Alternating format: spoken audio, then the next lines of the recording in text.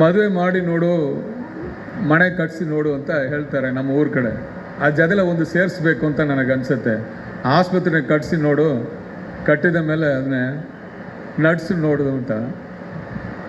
ತುಂಬ ಜನಕ್ಕೆ ಅದು ಅರ್ಥ ಆಗೋದಿಲ್ಲ ಅಂತ ಅನಿಸುತ್ತೆ. ಆಸ್ಪತ್ರೆಗೆ ನೀವು ಬರ್ತೀರಿ, ರೋಗಿಲ್ಲ ಬರ್ತೀರಿ, ಇಲ್ಲ ರೋಗಿಯವರು ಜೊತೆಲ್ಲ ಬರ್ತೀರಿ. ಬಂದ ಮೇಲೆ ಅಲ್ಲಿ ಏನು ಒಳಗಡೆ ನಡೆಯುತ್ತೆ ಅಂತ ನಿಮಗೆ ಗೊತ್ತಿಲ್ಲ.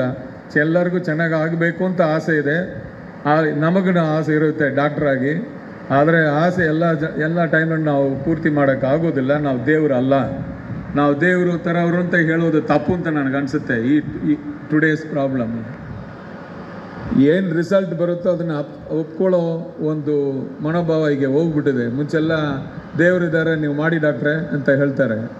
ನಾನು 40 years I have completed in cancer surgery. ಆವತ್ತು 84 ಏನು ಮಾತಾಡಿದಾರೋ ಆ ಥರ ಯಾರು ಇವತ್ತು ಮಾತಾಡ್ತಾ ಇಲ್ಲ. ಈ ಸಂದರ್ಭದಲ್ಲಿ ಒಂದು ಆಸ್ಪತ್ರೆನ ಕಟ್ಟಿ ಅದನ್ನು ಉಡುಪಿ ಥರ ಒಂದು ಜಾಗದಲ್ಲಿ ಅದನ್ನು 30 ವರ್ಷ ಕಾಲ ನಡೆಸಬೇಕು ಅಂತ ಒಬ್ಬರು ಇದ್ದರೆ ಅವ್ರಿಗೆ ಫಸ್ಟ್ ನಾವು ಧನ್ಯವಾದಗಳು ಹೇಳಬೇಕು.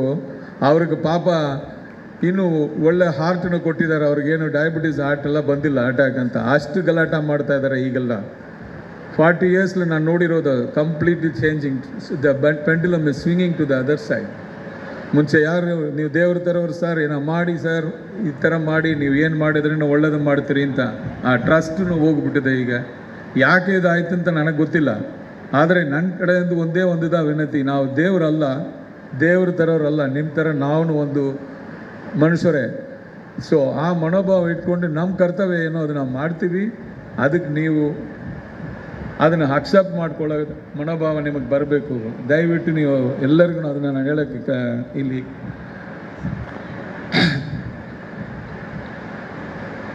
ರಮಣ ಮಹರ್ಷಿ ಅವರು ಹೇಳ್ತಾರೆ, ಈಗ ಅಲ್ಲಿ ಕೂತ್ಕೊಂಡಿರುವಾಗ ಅದೇ ನನ್ನ ತಲೆಗೆ ಬಂದಿದ್ದು. To say that in English, whoever wants to praise, let them praise. Whoever wants to curse, let them curse. But what is the right way? That is the way I follow ಅಂತ. ಈ ಮನೋಭಾವ ನಮ್ಮ ಡಾಕ್ಟರ್ಸ್ಗೆ ಬರಬೇಕು ಅಂತ ಅನಿಸುತ್ತೆ. ಕರ್ಸ್ ಮಾಡೋರು ಕರ್ಸ್ ಮಾಡಲಿ, price ಮಾಡೋರು ಪ್ರೈಸ್ ಮಾಡಲಿ. We should not get excited about praising. We should not get depressed by the curses.